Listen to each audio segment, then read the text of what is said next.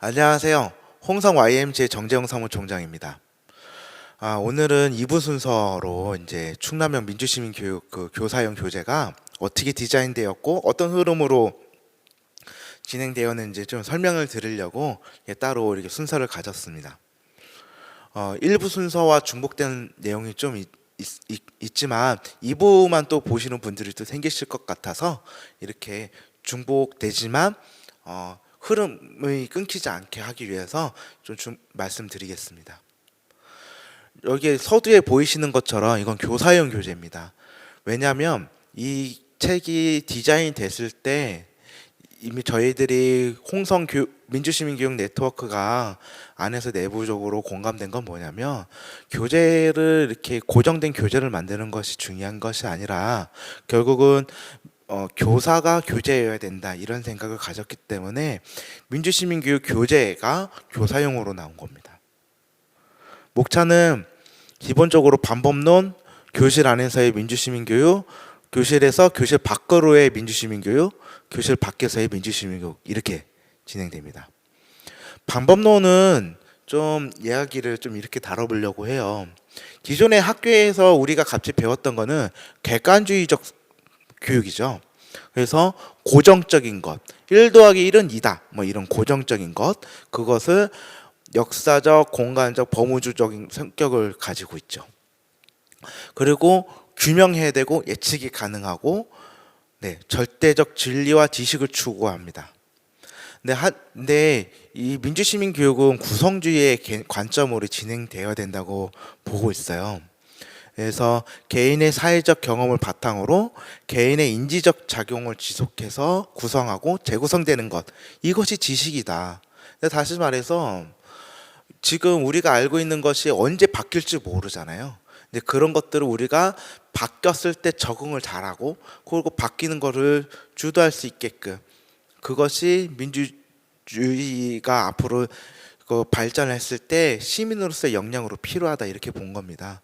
그래서 불확실하고 복잡하고 독특함을 지니죠. 예측이 불가능합니다. 근데 중요한 건요, 최종 목표에서 개인에게 의미가 있고 타당하고 적합한 것이 진리고 지식이에요. 누가 옳다고 말할 수 없어요. 특히 민주주의에서는요. 그렇기 때문에 그것을 옳고 그름을 구분하는 것이 아니라 함께 공감하고 함께 동행할 수 있는 능력, 이것이 중요하다, 이렇게 보는 거죠.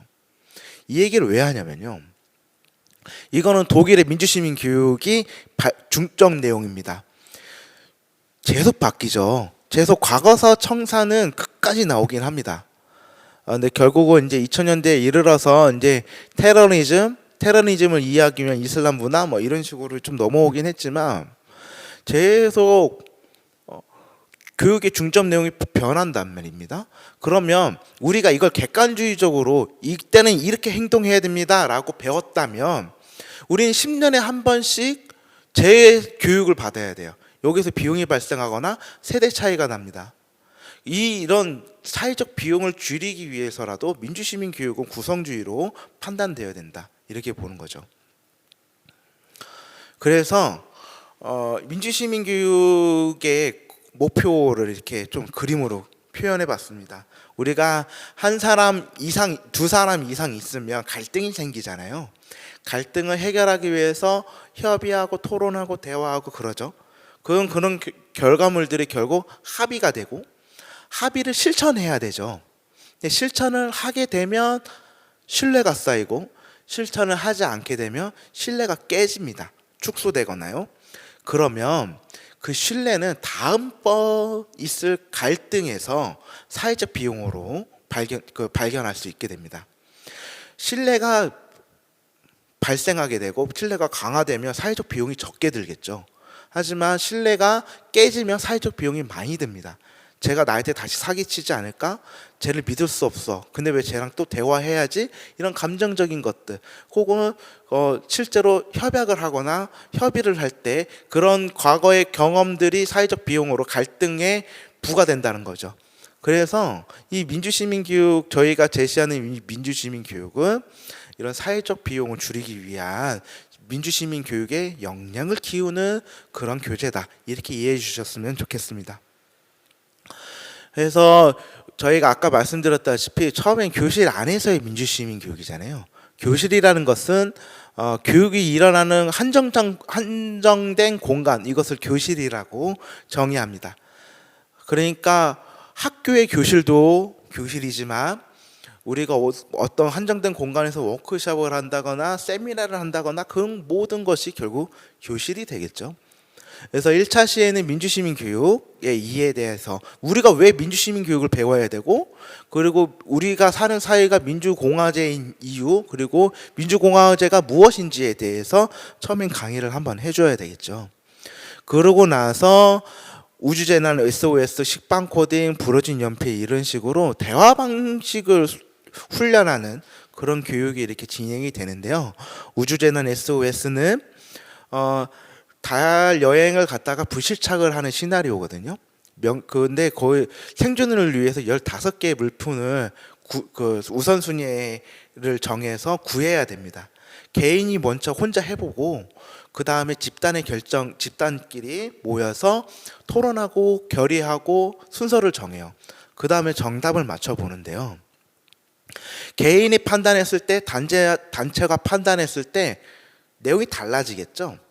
그랬을 때 나의 결정과 단체의 결정이 달랐을 때 나는 어떤 선택을 해야 되는지, 그리고 그런 선택들 포기, 혹은 무관심, 그리고 적극적인 협상, 그리고 강압, 이런 모든 것들이 통합됐을 때의 결과물이 어떤지 확인할 수 있는 그런 수업이고요.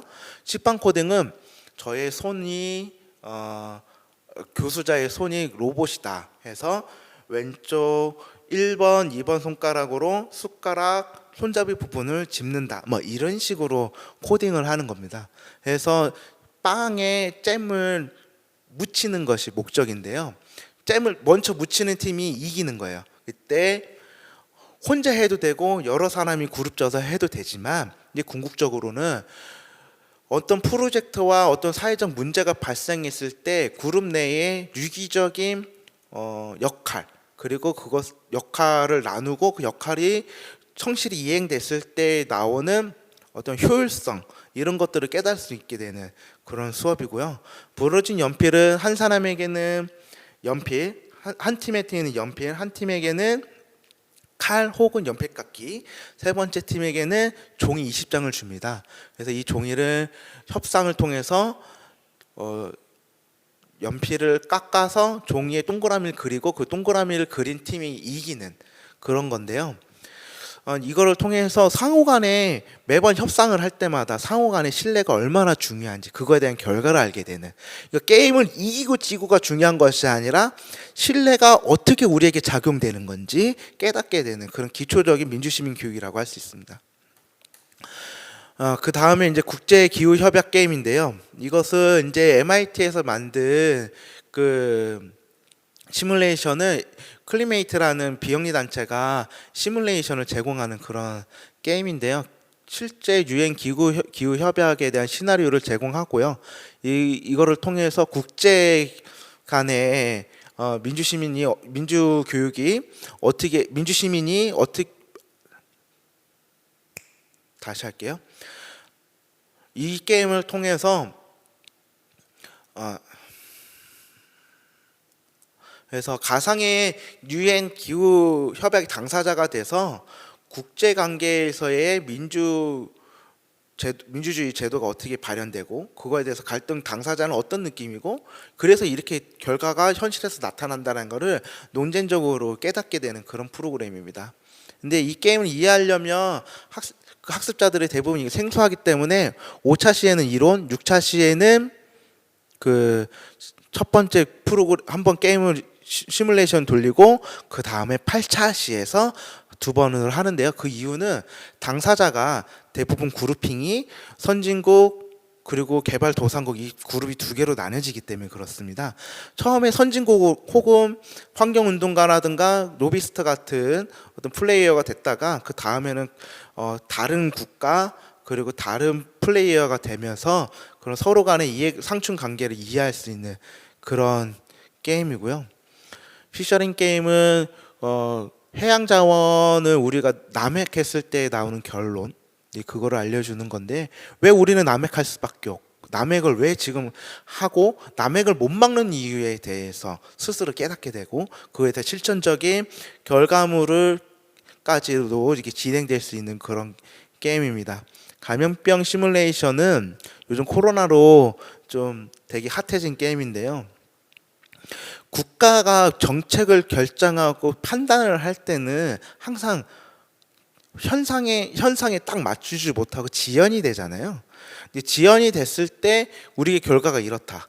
그래서 국가 차원에서의 민주주의가 이렇다라는 것을 깨닫게 되는 것이 9차, 10차입니다.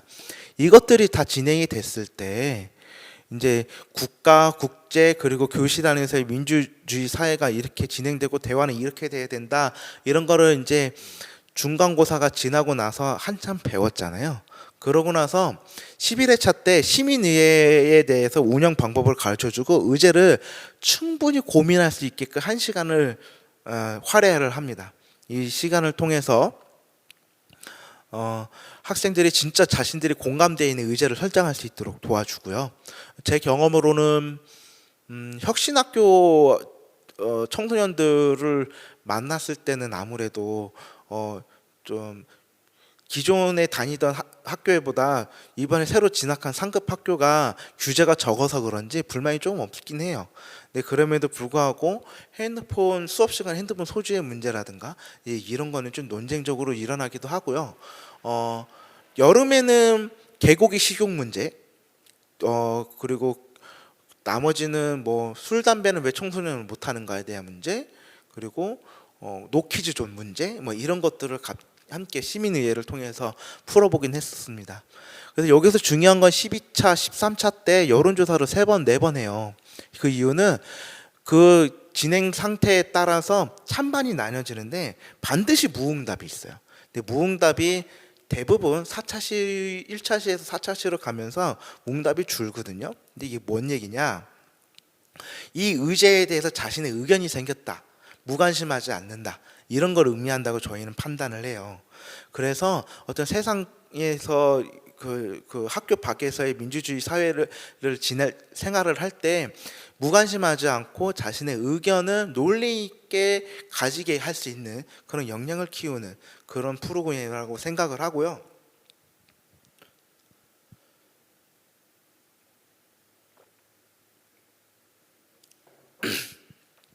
그러고 나서 반드시 평가회를 개최할 수 있도록 유도를 합니다. 권장을 하는데요. 잠깐만 죄송합니다.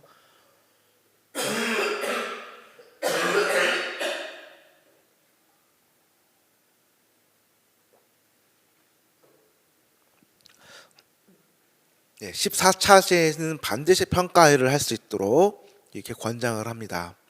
그 이유는 교수자도 결국 학습자이기 때문에 그래요. 아까 말씀드렸다시피 교사가 교재여야 된다고 말씀드렸잖아요. 근데 그 얘기는 뭐냐면 계속 성장해야 된다는 뜻을 의미합니다.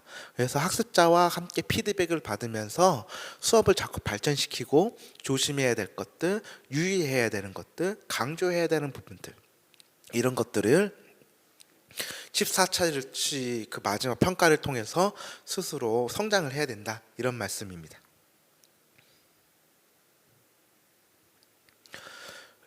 그리고 이 교재에서는 특별하게 코딩 프로그램들을 이 교재에서는 유튜브를 좀 활용할 수 있게끔 해요. 아까 칠판 코딩 수업할 때 메타인지라고 하잖아요.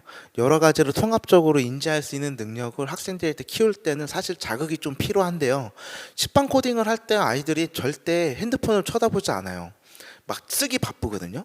근데 저는 수업 시간에 항상 핸드폰을 가지게 함에도 불구하고 핸드폰을 쳐다보지 않습니다. 그런데 유튜브에 답이 있어요. 칠판 코딩 피드백을 다 받고 칠판 코딩 유튜브를 틀어줍니다. 그리고 아까 그 피셔링 게임 있잖아요. 그 피셔링 게임이 그냥 공깃돌이 떨어졌어, 해양 자원이 고갈됐어 해서 끝나는 것이 아니라 그랬을 때 진짜 상황이 어떻게 되는지에 대해서 다큐멘터리가 있는데 시스프라우스라는 다큐멘터리가 있는데 그 다큐멘터리 또 요약한 유튜브가 있어요. 그런 것들을 같이 보면 학습 효과가 되게 심도 있게 일어납니다. 네, 이건 기후협약 시뮬레이션 화면이고요. 이거는 감염병 시뮬레이션이고요. 의제를 발굴하기 위해서 이렇게 파티타운을 통해서 핸드폰으로 참가할 수 있도록 합니다. 청소년들이 대부분 디지털 네이티브이기 때문에 직접 대화를 하고 발표하는 것보다 핸드폰으로 이렇게 의견 남기는 걸 되게 익숙해해요. 그래서 아이스 브레이킹을 하거나 아니면 그 아이들의 적극적인 참여를 필요로 할 때는 이런 인터넷 디지털 활용을 좀 하는 것이 되게 효과적입니다. 그리고 교실에서 교실 밖으로의 민주시민 교육은 그렇게 우리가 기후위기라든가 이런 것들이 있을 때 우리 뭘 해야 될까 했을 때 우리 교실 안에서 우유팩을 모아보자 라고 얘기가 나올 수 있죠. 근데 그러면 우리만 모으는 게 의미가 있을까? 함께 모으게 하자 해서 친구들이 학교 밖에 있는 마트에서 이렇게 직접 만든 캠페인 물건 그 피켓을 들고 이렇게 캠페인하는 것들, 이런 것들이 이제 교실에서 교실 밖으로의 민주시민 교육의 예시가 될 수 있고요. 이거는 민주시민교육 공론화 사업이라고 해서요. 전국 민주시민교육 네트워크, 자유총연맹, 새마을회, 그리고 바르게 살기 이렇게 시민단체들이 모여서 민주시민교육이 무엇인가에 대해서 2년 동안 공론화 사업을 했었습니다. 서로 처음 만나지만 민주시민교육에 대해서 이해도 다르고 경험도 다르고 쓰는 단어도 다르지만 결국은 우리가 민주시민 교육으로 하나 모여서 대화를 할 때 이런 효과가 있었다 혹은 이렇게 하나 될 수 있었다, 이런 되게 소중한 경험이었고요. 교재에는 다른 예시들이 조금 더 있습니다. 자, 이렇게 간단하게 소개를 좀 드렸고요. 이 강의를 보시고 동영상을 보시고 흥미가 생기거나 조금 더 배워보고 싶다거나, 특히 이 시뮬레이션 같은 경우는 좀 전문적인 교육이 조금 필요하고 실습도 필요하거든요. 그것을 이제 너무 걱정하지 마시고 이거는 배포를 위해서 그리고 서로 피드백을 받으면서 성장하기 위해서 만들어진 교재이고 사업입니다. 그러니까 부담 없이 연락을 주시고 함께 피드백 받으면서 성장해 나갔으면 좋겠습니다. 네, 지금까지 홍성 YMC의 정재영 사무총장이었습니다. 감사합니다.